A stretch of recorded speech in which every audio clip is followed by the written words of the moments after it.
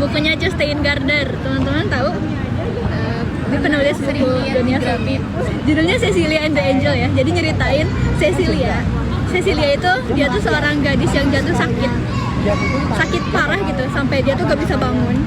Sama seorang malaikat namanya Ariel. Jadi ketika dia udah lama sakit dan dia gak bisa bangun gitu dari tempat tidur, dia tuh didatangi seorang malaikat gitu. Cecilia itu berpikir bahwa kok Tuhan itu tidak adil gitu. Katanya Tuhan itu maha adil, tapi kok dia tidak adil gitu sama aku gitu. Katanya Tuhan itu maha pandai, tapi kenapa Tuhan itu tidak maha pandai? Dia tuh bertanya-tanya kan karena dia setiap hari ngelihat orang tuanya sibuk gitu ya, sibuk ngurusin dia yang sakit. Ayah sama ibunya tuh gantian terus. Dia tuh mikir kenapa sih Tuhan itu tidak menciptakan pasangan itu 3 gitu, bukan 2. Kan kalau 3 satu orangnya bisa jagain Cecilia gitu.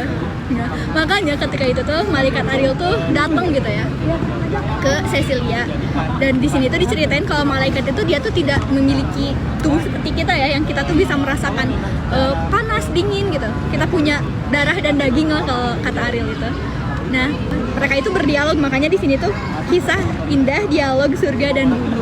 Jadi malaikat-malaikat itu bertanya-tanya gitu, gimana sih rasanya jadi manusia gitu yang hidup dengan darah dan daging. Mereka tuh bisa merasakan panas, dingin, terus bisa mencium wangi gitu, bisa melihat, dan mereka itu bertanya-tanya gitu, betapa pandainya Tuhan menciptakan manusia gitu. Dengan mereka itu bisa memiliki panca indera yang sempurna gitu.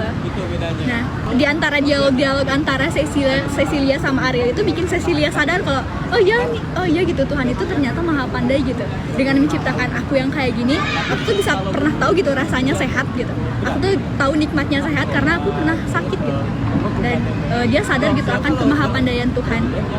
Bayangin aja gitu ya,